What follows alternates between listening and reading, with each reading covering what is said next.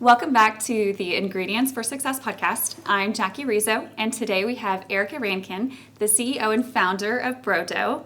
Welcome, Erica. Hi, Jackie. Thanks for having me on. So, Erica, tell us a little bit about what makes Brodo so special.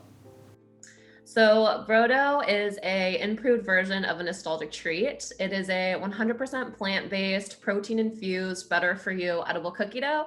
Contains half the amount of sugar that's found in regular cookie dough and 5 times as much protein, which is, again, 100% plant-based. Wonderful. What made you want to start Brodo?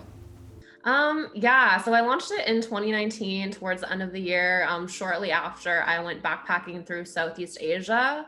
I was working a 9-to-5 job for about a year and a half, felt super lost, super uninspired, decided to quit that when my contract came to an end, went traveling, and I met a ton of entrepreneurs on that trip, which really, I guess, opened my eyes to entrepreneurship. And I got home and I planned my business, and I've always been really passionate about better for you foods.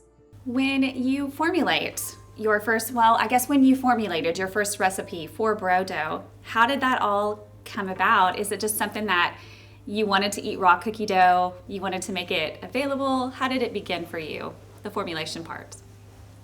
Yeah, so the formulation, I believe I started that 5 months before actually launching my business. Basically, I looked at traditional cookie dough and was seeing what I could swap out. So for the sugar, instead of using white granulated sugar, I looked at other alternatives that were higher quality, better for you, and plant-based.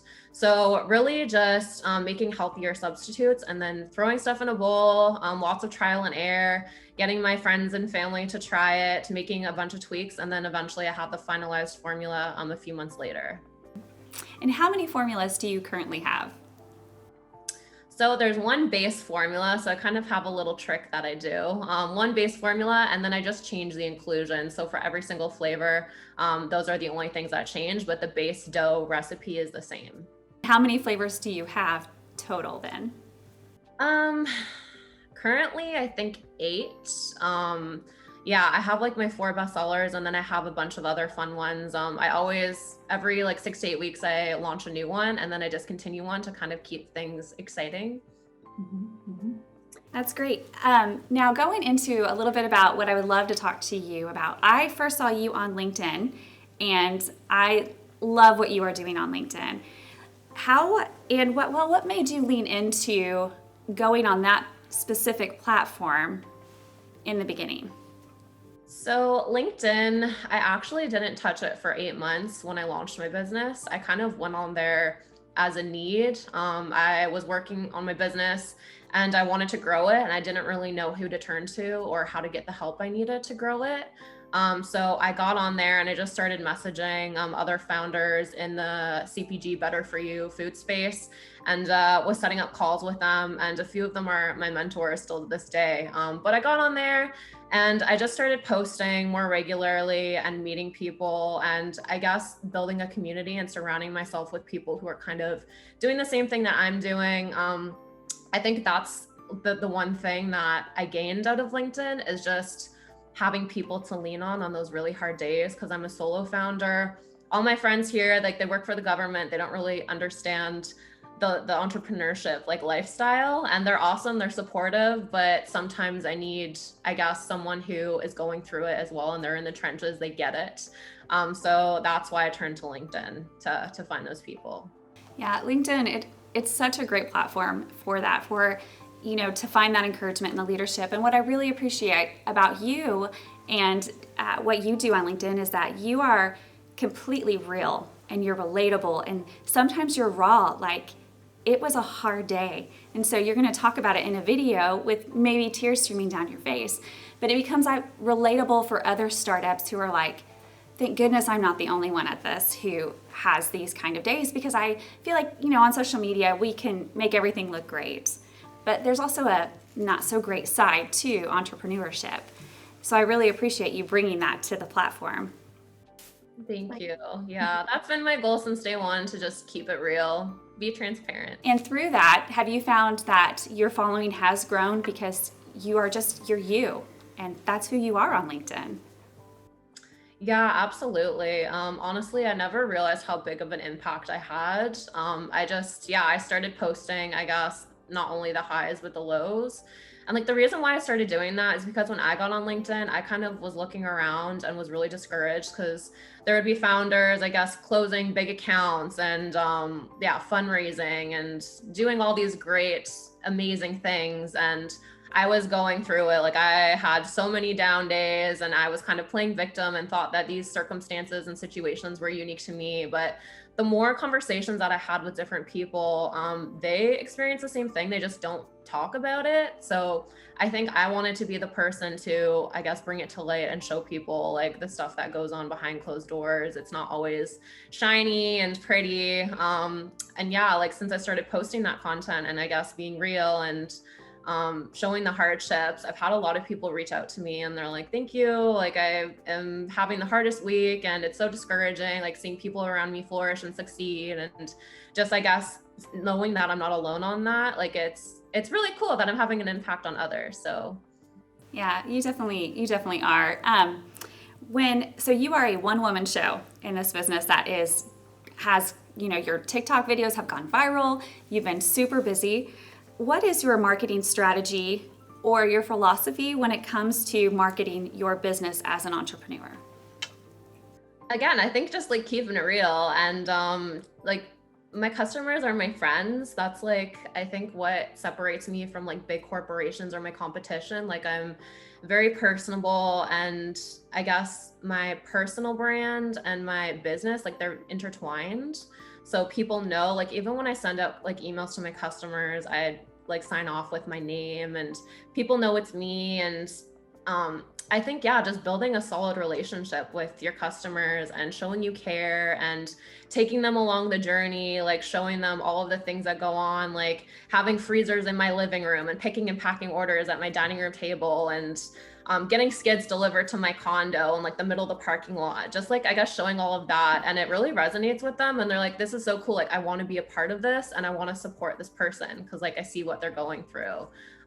So yeah, and then another thing, like just being consistent. I haven't like I'm one of very few, but I've never really spent money on like paid ads or paid marketing or anything. I've just been very consistent and I'm very good at time blocking and making content. And I guess even with TikTok, like staying up to date, like with the latest trends and like putting out content that I know my audience will like. So I think those are things that have really helped me. Who are your biggest customers? Is it the younger generation, or is it moms or older people? Who do you see buying Brodo the most? So definitely millennials, like my age group, like to early 30s and Gen Zs, like young teens, um, I guess are the main purchasers of my product and people who just like work out and they want to have that like added protein snack and they don't necessarily want to have like that chewy chalky protein bar.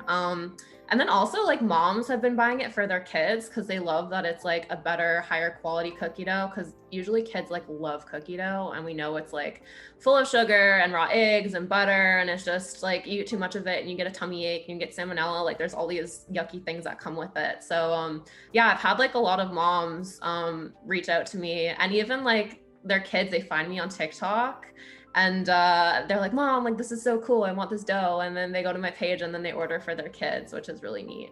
That is really neat. I love that you found your target audience and saw where they are, and it is on social media through TikTok, and through that you're able to do just free marketing, and it's fun marketing. Your TikTok videos are fun, and I remember I think it was last week you posted one and it was like, tell me or show me that you're in a startup company without telling me in words or something along those lines. Yeah. And then you just zoomed around your condo of boxes are here and boxes are outside, and your desk area with the paper and the receipts. And I thought that's so cool and so fun. And I have a 16-year-old son who has just started his own lawn care business.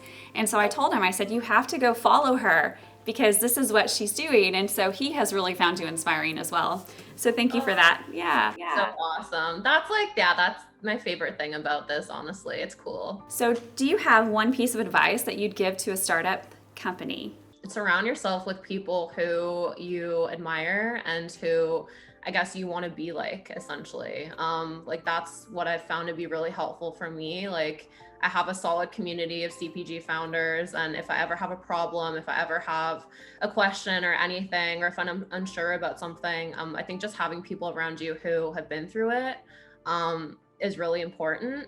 And then just like, yeah, don't be afraid to put yourself out there. Like if you have questions, ask. Like don't pretend to know things, because then you're never going to know and you're not going to learn. So don't have an ego, be curious, put yourself out there, ask questions. For me, like it was extremely intimidating. Like when I first got on LinkedIn and I started messaging like these big successful founders who have multi-million-dollar companies, I don't know. I remember sending them a message and I was literally shaking, and I'm like, these people are never going to respond to me. They're so busy, and they took the time to take calls with me. And yeah, to this day, like they still mentor me, and it's the coolest thing ever. And it's like, everyone just wants to give back. Like this community is so giving. And I think everyone, they know what it's like to be at the beginning, and they're like, okay, you know what? Like I need to give back because someone gave back to me when I was in their shoes. So yeah. That is great. That's great. That is something that I've noticed about LinkedIn. I'm glad it's a professional platform for just encouraging, just, and mentoring and helping others out. So do you have anything up and coming for Brodo? I do. Yeah, there's lots of things happening right now. It's kind of like chaotic because I'm moving to a new city in a few months. So I'm going to be relocating the business, and we're going to start scaling it. So we should be in stores across Canada by the fall. So that's kind of like our game plan right now. Oh, that's wonderful. Well, I can't wait until you actually come to the US, because it's a whole different market, and I'm sure there's lots of hoops to jump through in order to do so. But I'm waiting. I feel like I've been waiting for 8 months now for you to get over here. I know. It's going to come. It's going to come for sure. Yeah, my eyes are big, and like the US there's so much opportunity there. So it'll definitely be in the books for sure. Well, I cannot wait for the day. So for our audience, how can they better connect with you and also connect with Brodo? What are the best ways to do so? Yeah, you can connect with me on LinkedIn, Erica Rankin. You can follow us on TikTok or Instagram, Brodo Canada, and you can email me, erica@brodo.ca. Perfect. Well, Erica, you gave such a great story with Brodo. Thank you so much for your inspiration through LinkedIn and what you're doing. And I'm sure any startup that is listening to this podcast will be super encouraged. And I hope they go and follow you, because it's so fun to follow you on LinkedIn. Yeah, thank you so much. Really appreciate it. And thanks for having me. You bet. Bye, Erica.